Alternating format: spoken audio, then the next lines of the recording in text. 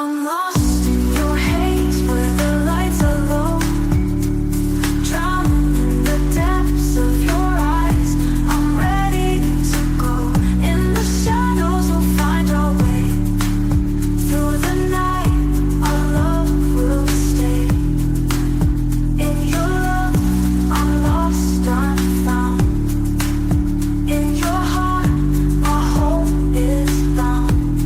Forever I'll be yours, you'll be mine. Lost in your haze, our love will shine.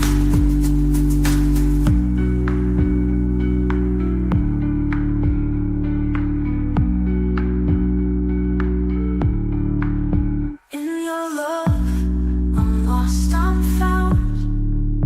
In your heart, my home is bound.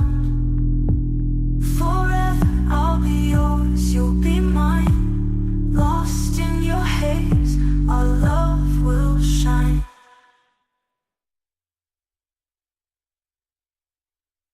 Welcome to the Huberman Lab podcast, where we discuss science and science-based tools for everyday life. I'm Andrew Huberman, and I'm a professor of neurobiology and ophthalmology at Stanford School of Medicine. Today is an Ask Me Anything, or AMA, episode. But before I get to answering your most frequently asked questions, I'd like to make an exciting announcement. As you may know, being a subscriber to the Huberman Lab Premium channel allows you access to the full-length AMAs. Otherwise, you can just listen to the first 15 or 20 minutes or so of these AMAs. Now, you may also know that a significant portion of the proceeds from the Premium channel go to fund important research on humans to benefit mental health, physical health, and performance. When we started the Premium channel, we had a 1-for-1 match with Tiny Foundation, and that's great. That means for every dollar that Huberman Lab Premium channel contributes to research, Tiny Foundation matches that dollar amount. And I'm very excited to announce that we now have a 3-to-1 dollar match with the Huberman Lab Premium channel philanthropy.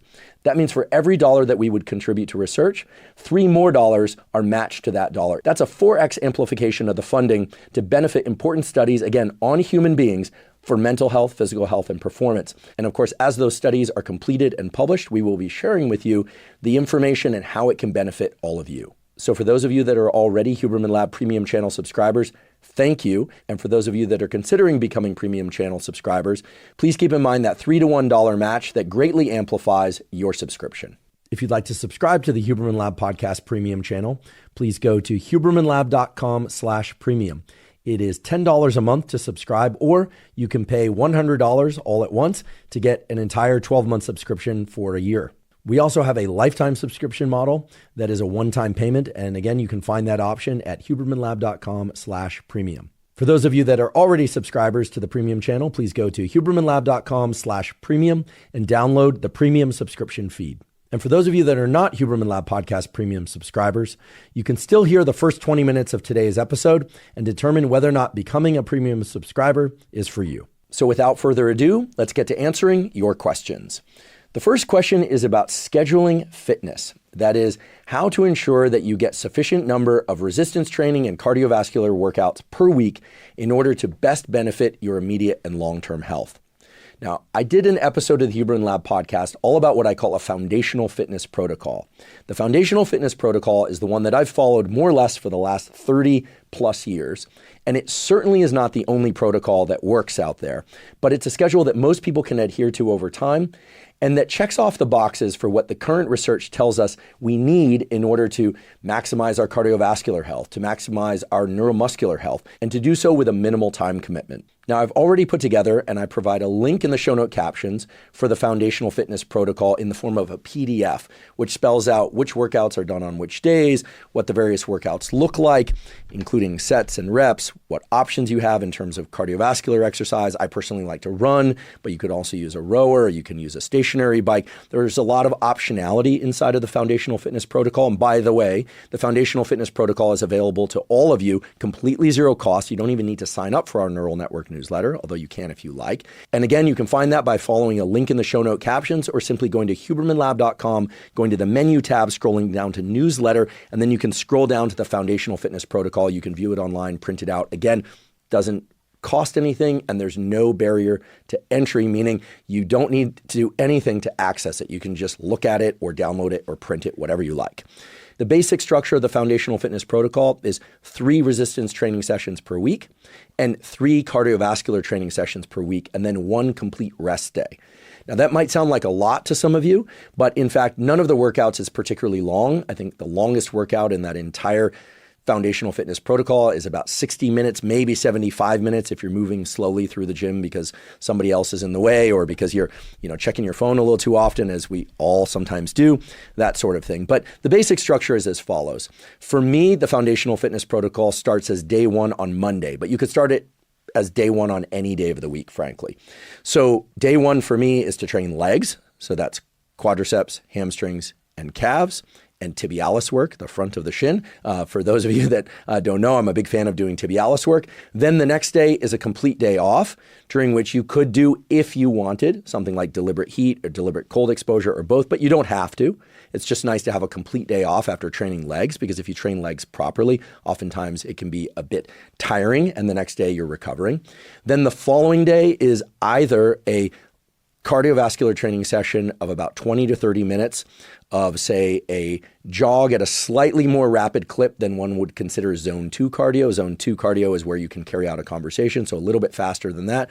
Or if you're not feeling like your legs are recovered enough to do that, you could do the resistance training work on that day. The resistance training work that falls in the middle of the week is, believe it or not, torso. I know that for some of you that are into more kind of bodybuilding type routines, training your entire torso on one day might seem like a lot, but really that day just involves some pushing, so some overhead shoulder press type workouts or dips, maybe some bench presses if that's your thing, as well as some pulling, so some rows and some pull-ups or chin-ups, things of that sort. Again, all tailored to you so that you're not doing anything that aggravates any pre-existing injuries, and you're not going to do anything that's going to induce injuries. Okay, so there's some pushing and pulling, maybe a little bit of neck work if you need some additional neck strength, that sort of thing. So with legs on Monday, rest on Tuesday, that falls either on Wednesday or Thursday, depending on how recovered your legs were. Then the next day, which for me typically falls on a Friday, is a high-intensity interval training session, although really it's just about VO2 max. It's about getting maximum heart rate where you're breathing really, really hard, and that's a very short workout. The total duration of that workout is anywhere from 8 to 15 minutes total.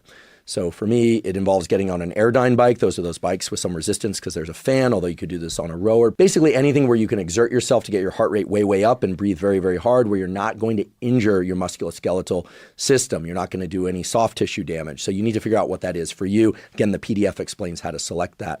For me, it typically means getting on the Airdyne bike and pedaling very hard for about 20 seconds, then resting 10 seconds, 20 seconds hard, 10 seconds rest, 20 seconds hard, for a total of about 8 cycles, by the end of which I'm breathing extremely hard. My heart rate is way, way up, and then I'll just shower and head about my day. And then the following day, which typically for me falls on a Saturday, although again, we're going to talk about flexibility and how to build flexibility into the schedule. The Saturday workout is typically things like biceps, triceps, some calves, maybe a bit more neck work, and some abdominal work, So basically small body parts that can recover pretty quickly. And that workout typically takes only about 45 to 50 minutes, maybe 60 minutes maximum. And then the following day, which is of course Sunday, is a day in which I try and get outside and move as much as possible. So I'll typically do the longer Sunday cardio workout as either a ruck, so a backpack with a weight in it. By the way, if you don't own a rucksack, you can just put a gallon water jug in there full and then, drink it as you go. It'll lighten as you go. Or you could get a weight vest if you have the resources to do that. There's some great weight vests out there of varying weight. You can throw a kid on your shoulders if you got a kid that wants to be carried on your shoulders. You can do it alone, listening to an audiobook, listening to music, or in total silence. I've done all these various versions, by the way. You can do it with family members or with friends. I'll sometimes do this with my significant other. One of the great things about this long Sunday workout is that it's extremely flexible in terms of how social you are, or whether or not you do it in isolation, whether or not you do it on concrete or on dirt. It's very versatile. For instance, if I have friends over and I want to spend time with them, but I also want to get outdoors and do this workout, and if they're interested in getting some outdoor movement as well, we'll all just head out for a hike. And if they are less fit than I am or tend to move more slowly, well, then I'll throw on a 10 or 15, maybe even 30 pound backpack so that I get a good workout out of it. And if they're faster than I am and they're the sort of person who, is a triathlete, I've got some friends who are triathletes and they want to move at a really fast clip, well, then I'm not bringing any weight pack and I'm just going to ask them to, weight up for me because I'm going to have a hard time keeping up, but I'll have to really push myself as I go along. So a lot of versatility. I don't measure my heart rate during any of these workouts, by the way. That's not my preferred way to do things. I know other people like to measure heart rate as they go. I find it's just really nice to get out once a week, if possible, out of doors and just move my body as much as possible so that I head into the week knowing that I got some really terrific outdoor time in nature while benefiting my cardiovascular system and often while socializing with important people in my life as well. Okay, so that's the summary of the foundational fitness protocol. And one thing that I really like about it is that the total time commitment is actually not that great. If you step back from it, you realize there's a brief 12-minute workout, there's an hour-long weight training workout, there's a long hike, sure, but then there's a 20-minute jog. It's really not that much time when you consider the overall benefits to one's health. Now, one very important feature of the foundational fitness protocol is to build some flexibility into it. The way I described it up until now was, okay, Monday legs, Tuesday rest, Wednesday cardio, Thursday torso, Friday high intensity interval training VO2 max, Saturday small body parts, biceps, triceps, calves, etc. Sunday long slow distance cardio. But in reality, sometimes I have to travel on a Monday, so I don't have the option to train legs that day. In which case, what I will do is either slide that workout to Sunday, meaning I'm doing both long, slow distance cardio and the leg workout, or I'll slide it to Tuesday, which is typically a rest day. However, sometimes I'm traveling on a Monday. I don't have access to a gym to train my legs properly. So what do? Do I skip leg day? No, I don't skip leg day typically, unless I'm sick or I'm extremely sleep deprived or there's some other major stress in my life. What I'll typically do is I will plan for it by training my legs on Sunday. Or if I don't have access to a place where I can train my legs properly on Sunday, I'll just shift it to Tuesday. Okay, now the question always becomes, if I were to move that leg workout to Sunday, just by way of necessity, because I'm traveling on a Monday, do I also do the long, slow distance work that I typically do on Sunday? And the answer is yes, if I'm well rested. So if I'm well rested and well fed, I'm not feeling like I'm fighting off any kind of illness and I have the time, what I'll do is I'll train my legs in the gym on Sunday, and then I'll head out for, an hour-long walk in the neighborhood or something like that. So I'm probably not training my legs hard and then going hiking hard all day, although I've done that before. But then I'm sure to rest completely the next day, which is Monday. Now, what if I move the leg workout to Tuesday? Do then I take Wednesday off completely? Well, for me, the way I train legs is typically with a lot of intensity. So if I'm going to train legs, typically the next day will be a complete day off no matter what. But that's not always the case. I think as long as you're not moving your workouts around constantly, it's perfectly fine to train your legs really hard on a Tuesday because you have to, because you couldn't train them on Monday. And then on Wednesday, rather than go out for a jog, I might train torso and I might back off on the intensity a little bit. And then I'll take a day off. I will say that anytime I do resistance training workouts 2 days in a row, I make sure that I take a complete day off the following third day, just for sake of recovery. I'm not somebody that recovers particularly well from any form of exercise. I find that if I train longer than 90 minutes, especially with resistance training, if I crank up the intensity too much, I tend to get sick or I tend to stop making progress with my resistance training sessions. So the basic takeaway here is it's perfectly fine to slide a resistance training session, such as legs, forward a day or back a day. Okay, so I guess back a day would be from Monday to Sunday, or forward from Monday to Tuesday. But then you're going to want to make some adjustments accordingly so that you don't get sick or you don't overtrain and that sort of thing. Now, let's say that I train my legs on Tuesday, then I do torso work on Wednesday, and then I take the next day completely off. So I take Thursday completely off. Well, then Friday rolls around and I haven't done any cardiovascular training that week except for the walk that I did on Sunday. What am I going to do? Do I do my VO2 max and a 30-minute jog? Sure, that's what I would do. I would combine the two cardiovascular workouts that I normally do in the middle of the week by, for instance, going out for a 20 or 30-minute jog, and then at the end, doing some VO2 max work such that by the end of Friday, I'm caught up with that cardiovascular training. And then on Saturday, I would just go right ahead and do those small body parts training. And then on Sunday, I would take a hike and that sort of thing. So basically what I'm saying is that foundational fitness protocol provides a scaffold of ideal, what you would do if you had a completely non-negotiable mindset where you said, okay, Monday's always legs, Wednesday is always this, Thursday is always that. So basically what I'm describing is trying to achieve optimal, right? Training certain things on certain days, doing certain things in certain ways. That wasn't meant to rhyme, by the way.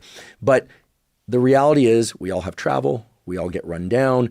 We all have lack of sleep at times. We have stressful episodes in life. So for me, the best solution to that is to basically allow any one workout, either resistance training or cardiovascular workout, to slide back or forward by one day, which means sometimes doubling up on workouts for a given day to make sure that I check off those boxes of getting 3 resistance training sessions per week and 3 cardiovascular training sessions per week. Again, for the cardiovascular training sessions, it's a long, slow distance. It's a moderate 20 or 30 minute cardiovascular training session. And then it's that shorter VO2 max cardiovascular training session. And sometimes doubling those up on the same day so that I make sure that by the end of the week, I've achieved what I want to achieve, which is I've trained my legs, I've trained my torso, I've trained my arms, any small body parts that need additional work for balance or stabilization or aesthetic reasons, you get that in, but also that you get the base of the long, slow distance endurance, you get the slightly more intense or rather faster cardiovascular training session, and then you get your heart rate up at least once per week doing that high intensity interval training. Now, as I describe all this, I realized that I might be taking what a few minutes ago was fairly simple in design and making it more complex. Why? Well, some people feel that as soon as you introduce flexibility into a schedule, you remove, of course, the non-negotiable aspect of it, and then people get really confused. Are they overtraining? Are they undertraining? Is it okay, for instance, if you can't train Monday, Tuesday, Wednesday, to then just train Thursday, Friday, Saturday, Sunday? I think everybody is an individual. Everybody needs to modify their schedule according to the demands on their life and their particular fitness needs. But I will say this. I've found, having tried many, many different fitness schedules, many, many different combinations of resistance training and cardiovascular training, that the best solution is to find what you can do on a consistent basis and to try and do that as many days and weeks of the year as possible, with the understanding that sometimes you're simply not going to be able to meet that schedule, which is why you allow for this sliding back and forward of individual workouts, doubling up occasionally 2 workouts per day in order to stay on schedule. But, and this is very important, also allowing yourself to sometimes just skip a training day. Yes, I said it, to sometimes just skip a training day. You're feeling a little run down, it's late in the day, you don't want to drink caffeine to train because then it's going to throw off your sleep. Well, I'm the first person to say, skip torso training day, and then maybe on small body parts day, which for me falls on Saturday, instead of just doing biceps, triceps with some isolation exercises, make sure you do a few chins, pull-ups, dips, and things like that to make sure that you hit those torso muscles as well. Skipping a workout every once in a while is not going to crater your entire fitness program. It's simply not. That said, for sake of physical health and for sake of just feeling good about your commitment and follow through to your fitness regimen, you should try on average to make somewhere between 85 and 95% of your workouts. And if you schedule things well, and in particular, if you leave your phone out of the gym, if you're able to do that, I know sometimes we need the phone to communicate with people or the potential to communicate with people if people need to get a hold of us. But if you can leave your phone outside of the gym, you'll be amazed at how quickly you move through these workouts. Likewise with your cardiovascular training sessions. Now, one important feature of flexibility that I haven't talked about yet is flexibility within a day. So for me, just personally, again, this is my personal preference. This is by no means dogma. I prefer to get my workouts done first thing in the morning. So I like to get up, hydrate, get some electrolytes in my system, get some caffeine in my system if I'm going to work out. That's right, I said it. I do believe if you experience a crash in energy in the afternoon, delaying your caffeine by about 90 minutes or so after waking can be very beneficial. I know there's some controversy around that, but almost everybody that tries it finds that that's the case. Again, no obligation to do that. It's just a suggestion to, perhaps experiment with if you have an afternoon crash. But for me, and I think for most people, if you're going to work out first thing in the morning and you like caffeine before a workout, drink caffeine first thing in the morning. That's certainly what I do if I'm going to work out that day. I like to have my workouts done before 9 a.m. and ideally before 8:30 a.m. so that I can move into my work day. However, there are days where that simply doesn't happen. And then the question is it okay to move a workout from its typical time, like for me, 7:30 a.m. or so, to the afternoon? And the answer is yes. There's simply no reason why that's not okay. It's not going to cause a significant diminishment in performance. If anything, the data point to the fact that for sake of physical performance and output, workouts in the afternoon are probably more beneficial. I don't know about that result. I mean, that's certainly what the data say. I know for me, I'm most alert and have the most amount of energy first thing in the morning. And so that's when my workouts tend to be best. But if I can't make a workout in the morning, I'll sometimes do it in the afternoon around 2 or 3 p.m., making sure, however, that I don't consume so much caffeine before that workout that it's going to disrupt my sleep. Now, there's another feature of training, which is like sunlight, like meals, like socialization, physical exercise provides an entrainment mechanism, that is a predictive mechanism for your so-called autonomic nervous system that makes it such that at a given hour of the day that you normally train, so for me around 7:30 a.m. or so, you'll notice that there's going to be a peak in physical and mental energy. That's right. If you work out at a given time pretty consistently, your autonomic nervous system will start to anticipate that timing, and you'll start to feel an increase in energy around that time. That is not an imagined thing. It's a real thing. It's a short-term entrainment, as we call it. This is something that I'll probably visit in a future full-length episode of the Huberman Lab podcast.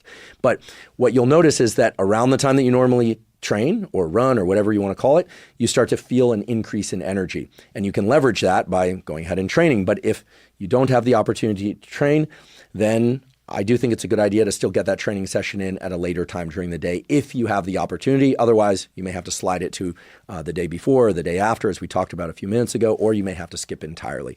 The point here is that it's always going to be best to complete the workout if you can complete the workout safely and without disrupting your nighttime sleep. I think that's really the biggest takeaway. I personally am not going to compromise sleep and my overall health in order to get workouts in. Every once in a while, I'll force myself to wake up especially early, meaning I'll cash out a couple hours of sleep that I would normally get. So I'll normally get up around, 6 a.m. or 6:30. Kind of depends on when I went to sleep.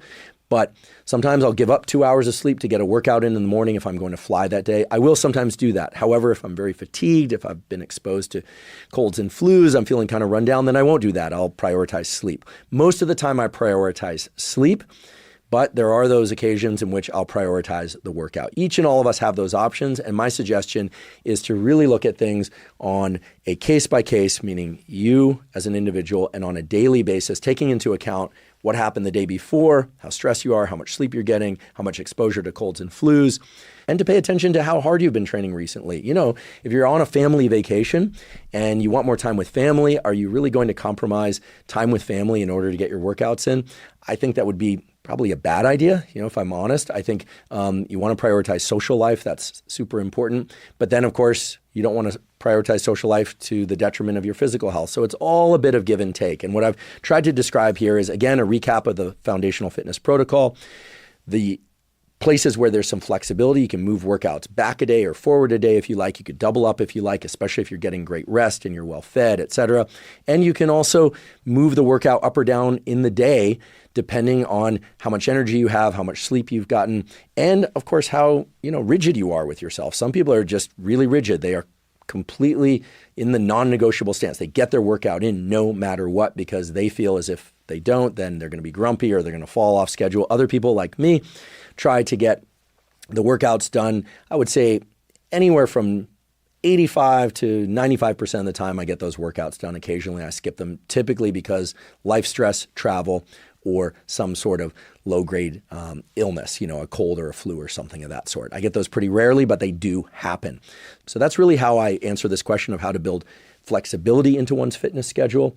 I should also mention that I'm a big believer in periodization. So I will do 4-month blocks of training heavier with the weights. So that's in the 3 to 5 repetition range.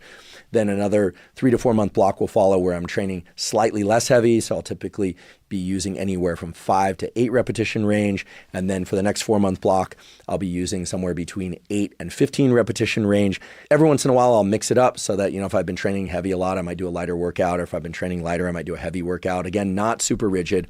I personally find that by being strict and rigid about the scheduling, about the reps and the sets, etc., for most of the time, meaning about 85 to 95% of workouts and across the year, that things just work out great. You'll make constant progress without having to drive yourself and everybody else crazy with extreme rigidity and compulsivity around training.